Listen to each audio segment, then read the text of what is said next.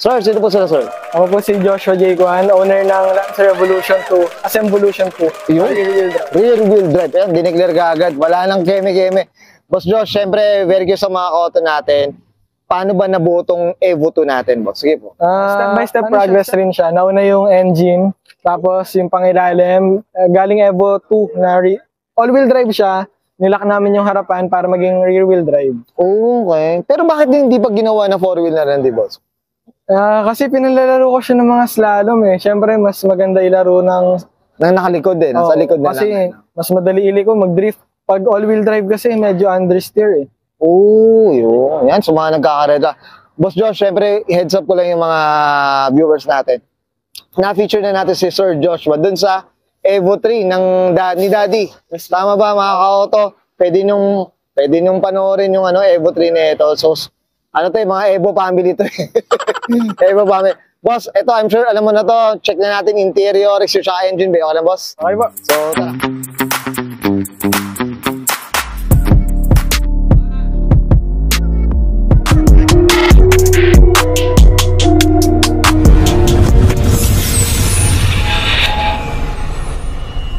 Tough long battery. Tough and long. Okay, usapang interior tayo, Sir Joshua. Anong meron dito, boss? Meron akong D5 gauges dito. Pero ito, tatlo, di pa siya working. Kulang pa ako ng sensor. Okay. Tapos, ready na turbo timer. Same kay Daddy yung sa blue na na-feature ni Sir Autoculture. 9K RPM to 40 km/h. Okay. Tapos, Apex ay na South Sea Neo. Neo na siya. Yung medyo latest model. Boss, nandito ako. Tumatanggap ako ng donation. Tapos, yung, bagong paggawa ko rin kay Manong Danny, Momo Race na Alcantara finish ko. Uy, boss, ako curious na ako dyan. Regarding presyo ng mga ganyang steering wheel na pina-re-up, no? Magkano presyo? Inaabot ako ng 2.5, yung sa re-up, pero yung steering wheel itself, Okay. Around 3K lang. Okay. So, yung Alcantara ka na nun? Oo, Alcantara na yan. Talaga? Tapos pinalagyan ko pa ng yellow dito. Boss, 2,000 lang yun? Talaga? Yes. Boss, PM mo ako dyan. Oo, sabihan na. Marami tayong papagawa sa mga ganyan. Ay, pero Alcantara na, mga ka-auto. Sarap nga gamitin. Oo, masarap gamitin yan, lalo na pag yung pasmado ka pa. Sige, boss, ito, upuan. Usapang pa. Original na Recaro SR3 from Evo rin. Evo. Tapos itong nasa driver side, Okay. bride naman siya na bucket seat. Small size. Ayun, Pang payat lang siya. Para sa'yo lang talaga. Oy, pwede tayo dito, payato tayo. Sa likod naman, Likod ko, galing yung Evo 4 from Ayun. Kuya Chichi of JJHL Trading. Bigay lang niya sa akin yan actually. pero ano siya? Bolton siya? Yes, same ng pizza pie and itlog. Pareho lang. Uy, may nalaman tayo dyan, Boss Josh, Boss, okay ka na dito sa interior? Opo. Check natin labas. Okay, usapang exterior tayo, Boss Josh. Anong meron dito, boss? All around na naka-wrap na siya sa Evo 2 kits. Original po lahat. Itong lahat nakikita kong tagpi-tagpi na kulay, ito galing Evo 2 na to. Opo, original lahat. Okay. Ito, boss, magkano inabot dun sa mga ganatong...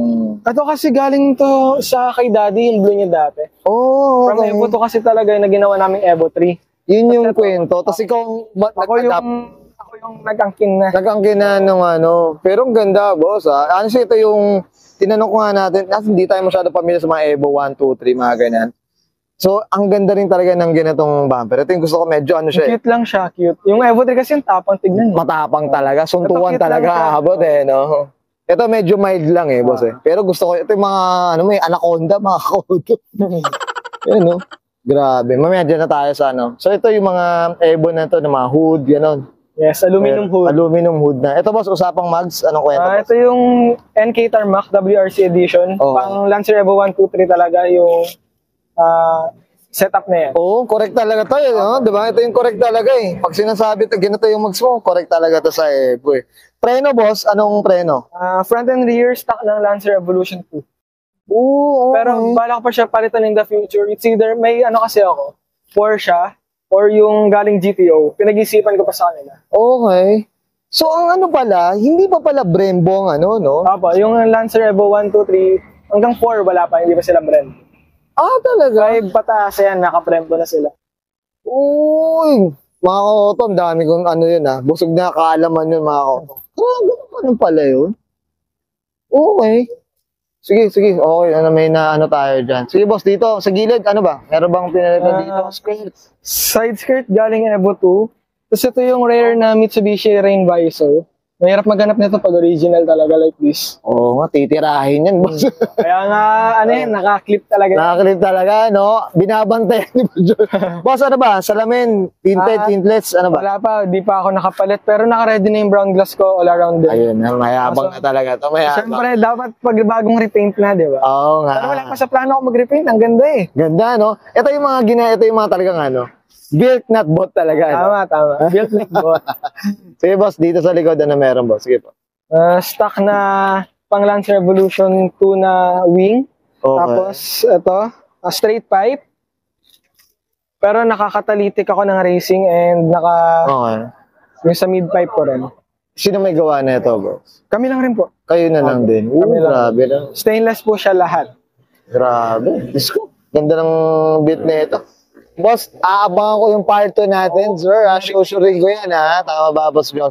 Boss, okay na tayo sa labas. Yes po. Usapang makina tayo. So, okay, usapang makina tayo, Sir Josh. Ano meron dito, boss? Sige po. Galing ng Lance Revolution 2, turbo, tapos napalitan ko na siya ng 2 rows na aluminum radiator, GPI Racing, Apex I na radiator cup, RS na pipe, pang legit yan. Grabe, oo nga, no? Lancer Evo. Ano Turbo ang to, Smart. boss? RS na galing Evo, Opo. Okay. And then, Turbo Smart na supersonic blow-off valve. Rare na rin to nowadays. Yung ganyang brand. Diyos ko. Puro madalas sa atin Ang makikita mo, ang makaka-recall lang yan, Diyos ko, kaidaran ko lang, Turbo Smart. Nakikita natin sa Turbo Magazine lang yan, mga sir. Kasi ito, manufactured lang rin namin. Kami lang rin gumawa. Itong Stradbar na to? Opo. Kinopya namin sa rigid style. Uy, okay. Ang maganda doon, may pinagkopyahan kayo, boss, no? Okay, grabe. Okay. Super stock naman siya. So, ito lang pinaka-highlight sa makina. Okay. Ano ba? Yung Gates Kevlar na timing belt. Na timing belt, Naputulan na kasi ako dati. Oo, boss, no? Mayaba. Just Gates, Si Mang Gates ba doon? Boss, usapang kabayo tayo, may madedeclare tayo. Stock HP siguro. Kasi stock lang talaga siya, yun lang. Nag-upgrade lang ako. Pero yung mga ganitong makina, boss, ilan ang estimate mo? 276 to 78 horsepower. Yan yung stock na, no? Okay, grabe, Sana all.